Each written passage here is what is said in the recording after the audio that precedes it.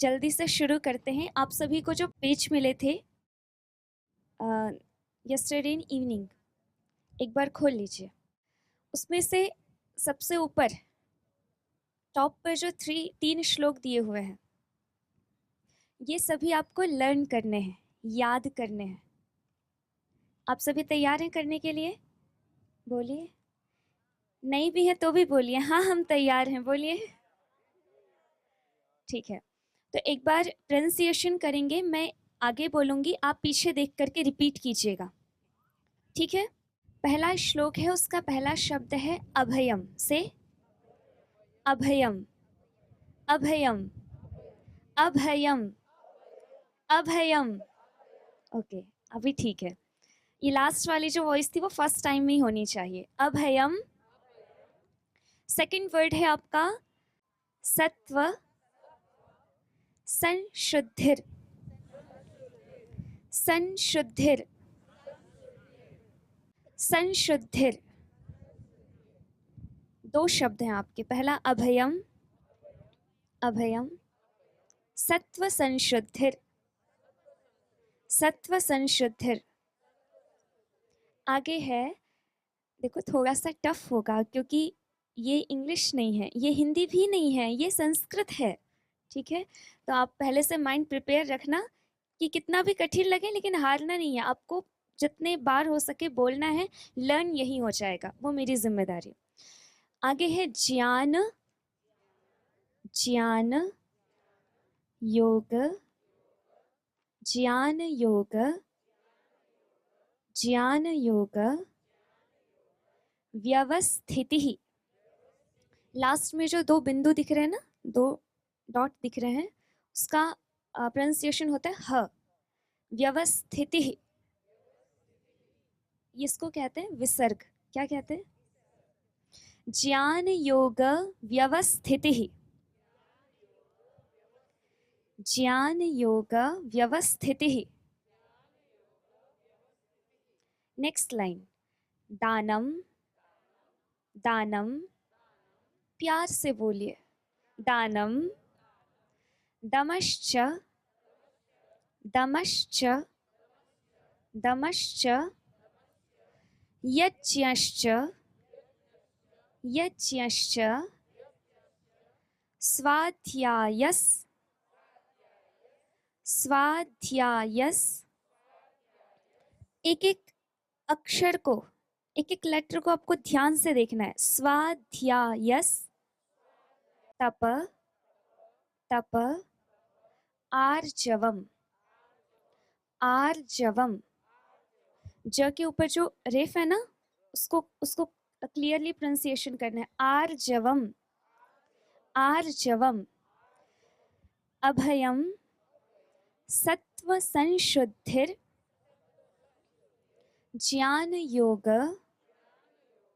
व्यवस्थितिः, दानम, दमश्च, यज्ञश्च, स्वाध्यायस, तप, आर्जवम। बोलना आ गया, प्रोनाउंसिएशन आ गया, क्लियर है? ये आपका सिलेबस है। स्टूडेंट्स को कभी भी पढ़ना अच्छा नहीं लगता, होता है, लेकिन फिर भी पढ़ना पड़ता है। तो ये इच्छा हो या ना हो, इसमें आप फ्री नहीं है, आपको ये करना ही है, ठीक है? और जैसे कि अभी एग्ज़ाम की बात चल रही थी, तो मैं पहले से बता देती हूँ कि लास्ट डे जब आपका एग्ज़ाम होगा तो उसमें आपको लिखना होगा या फिर बोलना होगा या इसको एक्सप्लेन करना होगा, जिस भी टाइप से आपसे क्वेश्चन कर सकते हैं, तो बी केयरफुल, ठीक है? अब इसको यदि हम गाना चाहें तो कैसे गाएंगे? गाइएगा सभी साथ में। अभयम सत्व संशुद्धिर, अभयम सत्व संशुद्धिर। थोड़ा सा जोर से बोलिए, अभयम सत्व संशुद्धिर, अभयम सत्व संशुद्धिर। एक बार देख करके बोलिए और फिर एक बार बिना देखे बोलिए, अभयम सत्व संशुद्धिर। जब आप बिना देखे बोलेंगे तो आप आंखें खोल करके भी रख सकते हैं, आंखें बंद भी रख सकते हैं, लेकिन आपको जो पेज पर लिखे हुए वर्ड्स हैं वो आपको दिखने चाहिए, वहां पर नहीं, आपके माइंड में आपको दिखने चाहिए। उसके लिए आपको ध्यान से देखना पड़ेगा। अभयम सत्व संशुद्धिर ज्ञान योग व्यवस्थितिः ज्ञान योग व्यवस्थितिः दानं दमश्च यज्ञश्च दानं दमश्च यज्ञश्च स्वाध्यायस्तप आर्जवम् स्वाध्यायस्तप आर्जवम् अभयं सत्त्वसंशुद्धिर् ज्ञान योग व्यवस्थितिः। सभी बोलिए, ज्ञान योग व्यवस्थितिः दानं दमश्च यज्ञश्च स्वाध्यायस्तप आर्जवम्। ट्रांसलेशन आ गया, फ्रेंडली हो गए आप श्लोक से। अब एग्ज़ाम है अभी तुरंत, जस्ट कि 2 बार और आपको गाना है, उसके बाद आपको हैंड रेज करना है कि मुझे याद हो गया, ठीक है। ये पतंजलि योगपीठ है और आप परम पूज्य गुरुदेव के शिष्य हैं, तो इतना तो बनता है, ठीक है। अभयम सत्व संशुद्धिर। आप घर में खाना बनाते हैं, सब्जी फ्राई करते हैं, तेल से करते हैं, ऑयल से? तो जब आप मार्केट से, शॉप से ऑयल लेकर के आते हैं, खरीद कर लाते हैं, तो किस चीज़ में लाते हैं? पैकेट्स में? डायरेक्ट पैकेट से आप डालते हैं क्या पॉट में तेल? ऑयल नहीं डालते, पहले उसको किसी छोटे कंटेनर में, यदि उस कंटेनर का जो मुंह है वो यदि छोटा हो, और जिस टाइम आप उस पैकेट से ऑयल को उस डिब्बे में डाल रहे हैं, उस टाइम आप कितने कॉन्सेंट्रेट रहते हैं? कितने रहते हैं? बहुत ज़्यादा रहते हैं ना, क्योंकि यदि थोड़ा सा भी ध्यान इधर उधर गया तो ऑयल, वो कॉन्सेंट्रेशन यहाँ चाहिए, ठीक है। अभयम सत्व संशुद्धिर अभयम सत्व संशुद्धिर ज्ञान योग व्यवस्थितिः ज्ञान योग व्यवस्थितिः दानं दमश्च यज्ञश्च दानं दमश्च यज्ञश्च स्वाध्यायस्तप आर्जवम् स्वाध्यायस्तप आर्जवम्। पहला शब्द है अभयम।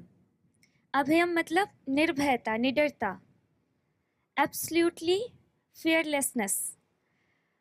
आप एक बार इस पर सोच करके देखना कि हम हर समय अभय निर्भय कब रह सकते हैं? जब हम सत्य का पालन करें। अगर हम झूठ बोलते हैं तो हम कभी भी निर्भय नहीं रह सकते, हमेशा मन में एक डर रहता है कि कभी हमारा झूठ पकड़ा ना जाए। तो अभय रहने के लिए जितनी भी चीज़ें हैं, जितनी भी हमारे जो नैतिक मूल्य हैं, वो सारे इसमें आ जाते हैं हमें निडर रहने के लिए। तो इसको कहा गया है संपत्ति, दैवीय संपत्ति। दूसरा शब्द है आपका सत्व संशुद्धि, मतलब आपके मन की पूर्ण निर्मलता, बिल्कुल शुद्धता, perfect purity of your mind, your heart, ये है सत्व संशुद्धि। तीसरा शब्द है, एक एक शब्द का अर्थ देखते जाइए। अभयम मतलब निडरता, निर्भयता, अभयता। दूसरा है सत्व संशुद्धि, आपका चित्त, आपका मन, आपका हृदय बिल्कुल शुद्ध हो। तीसरा शब्द है ज्ञान योग व्यवस्थिति, मतलब अच्छा ज्ञान, सत्य ज्ञान हमें हो जाए। 2 प्रकार का ज्ञान होता है, एक होता है सत्य ज्ञान, एक होता है मिथ्या ज्ञान। इसको शास्त्र की भाषा में कहते हैं, जैसे जो चीज़ नष्ट हो जाने वाली है, जो चीज़ मिट जाने वाली है, लेकिन उसको हमें ऐसा लगता है, हम ऐसा सोच करके जीते रहते हैं कि ये हमेशा हमारे साथ रहने वाली है। जैसे हमारे रिलेशंस होते हैं, हमारा हमारी सारी धन संपत्ति होती है, उसको हमें हमें ऐसा लगता है कि ये जीवन भर हमारे साथ रहने वाली है, बट वो रहती रहती है, नहीं रहती। तो ये जो गलत टाइप का ज्ञान रहता है, इसको कहते हैं मिथ्या ज्ञान, और इससे जो ऑपोजिट है वो है सत्व ज्ञान। इसको कहते हैं उस सत्व ज्ञान में हमारी स्थिति हो जाए, फिक्स हो जाए हम उसमें। फिर नेक्स्ट वर्ड है आपका नेक्स्ट लाइन में दानम। तो दान आप जानते हो, चैरिटी। चैरिटी इन इट्स सात्विक फॉर्म। चैरिटी दान भी 2-3 टाइप का होता है। अगर आप किसी गलत व्यक्ति को दे दो तो वो सात्विक नहीं है, वो राजसिक या तामसिक है। यदि आप दान देकर के बदले में कुछ चाहो तो वो भी दान अच्छा नहीं है। तो दान होना चाहिए उसके सात्विक फॉर्म में कि हमें बदले में कुछ नहीं चाहिए, आप बस एक सहयोग के लिए किसी की हेल्प कर रहे हो, किसी को कुछ धन दे रहे हो। उसके बाद लिखा है दम। दमश्य, दम का अर्थ होता है, जिसको शास्त्रीय भाषा में कहते हैं इंद्रिय निग्रह, कंट्रोल ऑफ द सेंसेस। तो ये कहलाता है दम कि आप खाएं वही जो आपकी हेल्थ के लिए अच्छा हो, आप वही देखें जो देखने लायक हो, आप वही सुने जो सुनने लायक हो, किसी की बुराई ना सुने। तो इस तरीके से हमारे एक एक हम वही काम करें जिससे किसी का भला हो या हमारा भला हो, दूसरे का नुकसान हो या हमारा नुकसान हो, ऐसा कोई काम ना करें। पैरों से हम सही जगह पर ही जाएं, तो सारी हमारी जितनी भी ज्ञानेंद्रियां और कर्मेंद्रियां हैं उन सब पर हमारा कंट्रोल हो, ये कहलाता है दम। आगे शब्द है यज्ञश्च। तो यज्ञ तो आप सभी जानते हैं, अग्निहोत्र। जो आप समिधा को, कुछ सामग्री को अग्नि में डालते हैं, यज्ञ करते हैं, हवन करते हैं। और यज्ञ सिर्फ इतना नहीं है, यज्ञ कहलाता है अपने गुरु की या अपने माता पिता की, अपने वरिष्ठों की, सीनियर्स की, जो उनके जो ऑर्डर्स थे उनको फॉलो करना भी यज्ञ ही कहलाता है, उनके आदेश का निर्वहन करना यज्ञ कहलाता है। आगे शब्द है स्वाध्याय। स्वाध्याय, आप अच्छी पुस्तकों का जब अध्ययन करते हैं, और केवल पुस्तकों का अध्ययन नहीं, अच्छे विचारों को, अच्छे थॉट्स को अपने माइंड में रखते हैं, या आपके जो इष्ट देवी देवता हैं, किसी के राम हैं, किसी के कृष्ण हैं, शिव हैं, उनका नाम जप करते हैं, ओंकार का जप करते हैं, किसी मंत्र का जप करते हैं, ये सब भी स्वाध्याय कहलाता है। अगला शब्द है तप। क्या है ये? जो फर्स्ट श्लोक आपने अभी बोला ना, उसी में ही सारे शब्द। अगला शब्द है तप। तप मतलब कि कष्ट को आप सहन कर सको। योग दर्शन जो शास्त्र है उसमें कहते हैं तपोद्वंद्व सहनम। जैसे अभी किसी को गर्मी लग रही होगी, गर्मी लग रही है थोड़ी थोड़ी सी, नहीं ठीक है, थोड़ी सी ठंड लग रही है, हल्की सी लग रही है, लेकिन आप सह रहे हो ना, यही है तप। यदि थोड़ी गर्मी भी लग रही हो, थोड़ी ठंडी भी लग रही हो, तो उसको हम सह लें। थोड़ी सी भूख लग रही हो, उसको हम सह लें। थोड़ी प्यास लग रही है, उसको हम सह लें। और किसी को थोड़ी बहुत नींद आ रही हो तो उसको सह लें। तो किसी भी प्रकार की अनुकूलता हो या प्रतिकूलता हो, उसको यदि हम सहन करते हैं तो वो कहलाता है तप। और आपका लास्ट वर्ड है आर्जवम, मतलब रिजुता, सरलता। छल कपट नहीं होना चाहिए, बिल्कुल सरल चित्त, निश्चल जिसको कहते हैं। तो ये सारी कही जाती हैं दैवीय संपत्त। तो परम पूज्य गुरुदेव स्वामी जी महाराज कहते हैं कि हम सभी का जीवन दैवीय संपत्त से युक्त होना चाहिए। तो आपको ये श्लोक याद भी करने हैं, क्योंकि कल या परसों जब भी परम पूज्य गुरुदेव आएंगे तो आपसे पूछेंगे, फिर आपको सुनाना होगा। तो याद भी करने हैं, और फिर इसका अर्थ समझ करके ये देखना है कि हमारे पास इनमें से कौन कौन सी संपत्ति है और कौन कौन सी नहीं है, और यदि नहीं है तो वो हमें अपने जीवन में लेकर के आनी है। ठीक है, अर्थ समझ में आ गया? ठीक है, आइए एक बार फिर उच्चारण करते हैं। अभयम सत्व संशुद्धिर, जोर से बोलिए, अभयम सत्व संशुद्धिर। थोड़ा सा और जोर से, अभयम सत्व संशुद्धिर, ज्ञान योग व्यवस्थितिः, दानं दमश्च यज्ञश्च, स्वाध्यायस्तप आर्जवम्, स्वाध्यायस्तप आर्जवम्। अगला श्लोक है, पहला शब्द है अहिंसा। बोलिए अहिंसा। सत्यमक्रोधस्, सत्यमक्रोधस्, सत्यमक्रोधस्। ध्यान से देखिए, सत्यमक्रोधस्, अहिंसा सत्यमक्रोधस्, त्यागः, त्यागः, शान्तिरपैशुनम्, शान्तिरपैशुनम्, शान्तिरपैशुनम्। पता है, संस्कृत भाषा के उच्चारण मात्र से, उसको प्रोनाउंसिएशन करने मात्र से हमारे अंदर अपने आप दिव्यता, हम डिवाइन एनर्जी फील कर सकते हैं यदि हम उसका स्पष्ट उच्चारण कर रहे हैं तो। संस्कृत भाषा का उच्चारण भी बहुत साइंटिफिक है कि किन वर्ड्स को आपको आपके लिप्स की हेल्प से बोलना है, किन को आपको दांतों की मदद से बोलना है, जीभ से बोलना है, कंठ से बोलना है, पेट से बोलना है, तालू से बोलना है। सबका एक बहुत ही साइंटिफिक है उसका एक फीचर। तो जब हम उसको अच्छे से उच्चारण करते हैं तो हमारे अंदर डिवाइन एनर्जी क्रिएट होने लगती है। तो आप कोशिश कीजिए। शांतिरपैशुनम्, शांतिरपैशुनम्, अहिंसा सत्यमक्रोधस्,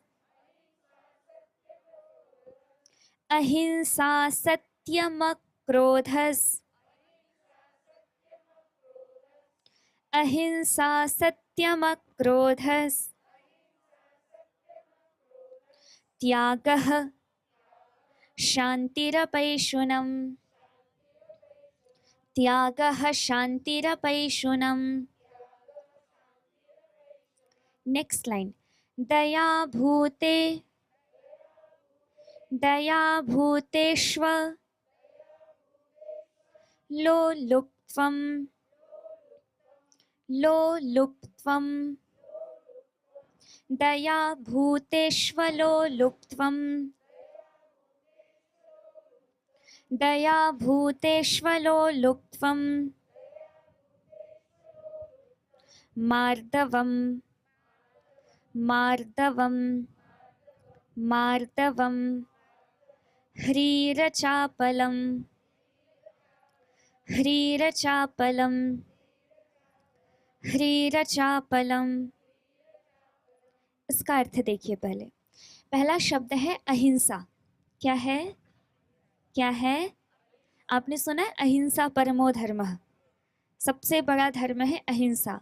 अहिंसा का मतलब होता है कि आपके द्वारा कोई भी ऐसा काम ना हो जिससे सामने वाले को इतनी सी भी तकलीफ हो। अब हम अलग अलग तरीके से सामने वाले को कष्ट दे सकते हैं। आप कुछ करके कोई भी ऐसी एक्टिविटी कर सकते हो जिससे सामने वाला परेशान हो, दुखी हो, उसको कष्ट हो। कई बार हम कुछ बोल करके सामने वाले को कष्ट देते हैं, और कई बार हम केवल सोच करके, सिर्फ सोचते हैं तो वाइब्रेशंस जाती हैं, हमारी वाइब्रेशंस, हमारी रेज सामने वाले तक जाती हैं, हमारा पूरा ऑरा नेगेटिव हो जाता है जब हम कुछ गलत सोचते हैं। तो उसकी वजह से भी हम सामने वाले की हिंसा करते हैं, उसका नुकसान करते हैं। तो अहिंसा का मतलब होता है मन, मतलब थॉट्स, वचन मतलब आप जो वर्ड्स यूज कर रहे हो, और कर्म मतलब आपकी जो भी एक्टिविटी है। इन तीनों से कुछ भी ऐसा ना हो कि सामने वाले को इतना सा भी कष्ट हो। कई बार हम अपने एक्सप्रेशन से सामने वाले को दुखी कर देते हैं, होता है ना। सामने से कोई आ रहा है, उसने सोचा कि चलो इनको नमस्ते करते हैं, नमस्ते किया और हमने नहीं किया, हमने कुछ वैसे नहीं किया है, लेकिन उतने से ही सामने वाले को कष्ट हुआ, ये भी हिंसा है। अगर हमने थोड़ा सा भी कुछ किसी के बारे में गलत सोच लिया, वो भी हिंसा है। तो कहा कि अहिंसा, अहिंसा क्या है? दैवीय संपत्ति है। तो अहिंसा। दूसरा शब्द है सत्य। क्या है? ट्रुथ। क्या होता है सत्य? सिर्फ इतना नहीं कि हम सच बोले। सच का पूरा अर्थ ये है कि आपने जो देखा, आपके सामने कोई भी घटना घटी, कोई भी कंडीशन है, आपने जो देखा उसको वैसा ही समझा। कई बार क्या होता है, हम देखते कुछ और हैं और समझते कुछ और हैं, और जो समझेंगे कुछ और तो किसी के सामने प्रेजेंट फिर कुछ और करेंगे, तो वो हो जाएगा झूठ। तो एक जानबूझ करके झूठ बोलना होता है कि हम इंटेंशनली झूठ बोल रहे हैं। लेकिन एक होता है कि हम गलती से कई बार हम चीज़ों को कुछ और देखते हैं, जागरूक नहीं रहते, अलर्ट नहीं रहते, इसलिए समझ कुछ और लेते हैं और फिर प्रेजेंट कुछ और कर देते हैं। तो गलती से भी यदि वो होता है तो भी झूठ तो झूठ है। तो ये झूठ नहीं होना चाहिए। ये आसुरी संपद है, असत्य, और दैवीय संपद क्या है? सत्य। तो सत्य ये है कि हमने जैसा देखा उसको हम वैसा ही समझें और वैसा ही बोलें, तो ये कहलाता है सत्य। अहिंसा सत्य। तीसरा है अक्रोध। क्या है? अक्रोध, एब्सेंस ऑफ एंगर। मुश्किल है। क्रोध का भाव मन में नहीं होना चाहिए, थोड़ा मुश्किल तो होता है। श्रीमद् भगवद गीता में भगवान श्री कृष्ण कहते हैं, क्रोधात् भवति सम्मोहः, सम्मोहात् स्मृति विभ्रमः, स्मृति भ्रंशात् बुद्धिनाशो, बुद्धिनाशात् प्रणश्यति। क्रोध की अल्टीमेट सिचुएशन ये है कि आपका नाश हो जाएगा, आप नष्ट हो जाओगे पूरी तरह से। तो कह रहे हैं कि दैवी संपद क्या है? Absence of anger. हमारे अंदर क्रोध नहीं होना चाहिए। अब यहाँ पे एक बात आती है कि यदि बच्चे कुछ गलत कर रहे हैं तो उन पे तो गुस्सा करना पड़ेगा। अगर हम वहाँ पर क्रोध नहीं करेंगे तो फिर तो हम परवरिश नहीं कर पा रहे हैं, मतलब बच्चों की ठीक से। सामने वाला कुछ गलत कर रहा है, गलत होते दिख रहा है, तो उस पर तो क्रोध करना ही पड़ता है। तो उसके लिए दूसरा शब्द आता है शास्त्र में, मन्यु। तो क्रोध, अगर हम किसी की गलती है, बच्चों की गलती होती है, उन पर यदि क्रोध करते हैं तो वास्तव में क्रोध नहीं होता, वो कहलाता है मन्यु, और वो होना चाहिए। लेकिन बेवजह यदि किसी ने आपका अप्रिय आचरण कर दिया, आपको कुछ बोल दिया और उसकी वजह से हमें एंगर आ रहा है, तो उसको हम सह सकते हैं, वो नहीं होना चाहिए। ठीक है, तो ये अक्रोध की स्थिति है। अहिंसा सत्यम क्रोध। आगे लिखा है त्याग। क्या है? त्याग तो सभी जानते हैं, स्पेशली जो माताएं बहनें हैं, जो फीमेल्स हैं, वो तो अच्छी तरह से त्याग को जानती हैं। अगर मतलब यदि नॉर्मली कह दिया जाए कि कभी घर में खाना बना, खाना थोड़ा कम पड़ गया, तो वो छोड़ देती है खाना एक टाइम का, कि चलो बच्चे खा लें, हस्बैंड खा लें, फैमिली के दूसरे लोग खा लें। या सबसे बड़ा त्याग का उदाहरण, शादी करने के बाद अपना मायका त्याग देती है, तो कितना कितना बड़ा उदाहरण है त्याग का। अच्छा, तो एक त्याग अभी भी करके देख लीजिए, निद्रा को त्याग दीजिए, ये भी बहुत बड़ा त्याग है। ठीक है। और भोजन का त्याग आप कर ही रहे हैं, 2-3-4 दिन से आप डाइटिंग पर हैं, तो वो भी एक त्याग है। और जैसे आप थेरेपीज के लिए जा रहे हैं, लाइन लगी है, तो आप थोड़ा सा साइड हट करके बोले पहले आप चले जाइए, तो ये भी त्याग है। तो आप अपने रूटीन में भी त्याग को देख सकते हैं कि कई जगह आपको अवसर मिलते हैं, चांस मिलते हैं कि आप त्याग करें, और हमेशा हम त्याग से बच जाते हैं। हम त्याग करना नहीं चाहते, लेकिन इसको दैवीय संपत्ति कहा गया है। और किसी चीज़ को हम प्राप्त कर लेते हैं, उससे ज़्यादा खुशी, उससे ज़्यादा हैप्पीनेस मिलती है यदि हम उस चीज़ को त्याग देते हैं। सांख्य दर्शन है, कभी किसी दिन एक सेशन में आपको सारे जो वैदिक शास्त्र हैं उनका भी परिचय देंगे। सांख्य दर्शन में एक सूत्र आता है कि जो बाज रहता है, चील, ईगल, वो यदि एक मांस का टुकड़ा हाथ में लेकर के उड़ रहा होता है आसमान में, तो उस पर बहुत सारे पक्षी उसको परेशान करते हैं और वो उनसे बचने की कोशिश कर रहा होता है, लेकिन वो पक्षी उसको छोड़ते नहीं हैं। और गलती से क्या होता है, उसके हाथ से वो मांस का टुकड़ा छूट जाता है और सारे पक्षी उस ईगल को भी छोड़ देते हैं। मतलब यदि आप खुद से चीज़ों को छोड़ दोगे तो सारी प्रॉब्लम्स अपने आप आपको छोड़ देंगी। हम क्या करते हैं, my son, my wife, my daughter, my property, my house, my bike, my car, और फिर क्या होता है, लास्ट टाइम हमें ज़बरदस्ती छोड़ना पड़ता है सारी चीज़ों को, तो हमें कष्ट होता है। और यदि हम खुद से ही छोड़ दें तो उसमें कोई दिक्कत नहीं है। तो ये कहलाता है त्याग। फिलहाल करना है निद्रा का त्याग। ठीक है, तो ये एक चांस है, निद्रा का त्याग करेंगे।